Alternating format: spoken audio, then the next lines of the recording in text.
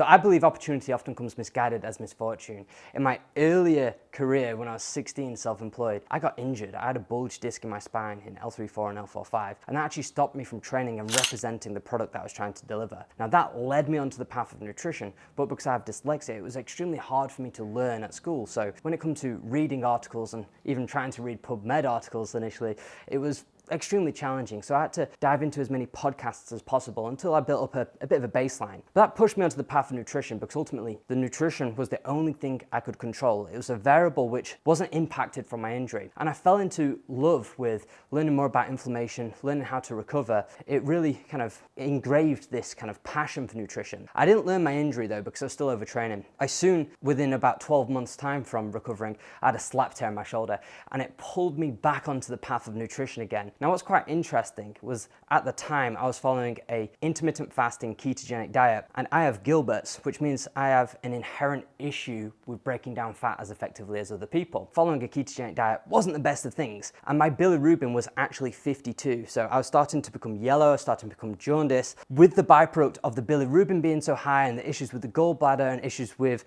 the bile function, it was leading to issues with my rhomboids, which led to scapular dyskinesia, led to the impingement, and that led to the slap tear. It wasn't until later that I connected all the dots, and what made it even more interesting was when I did my DNA testing, I found out that I've equally got issues which impair my fat metabolism, looking into the ApoE polymorphisms. So really we can piece it all together from traditional Chinese medicine, from blood work, from functional medicine, from even genetics, and we can see how it comes together. And if it wasn't for my injuries, if it wasn't for my issues with my back and issues with my shoulder, I wouldn't have been pushed onto this path of complementary functional medicine, and I wouldn't be doing what I am here today.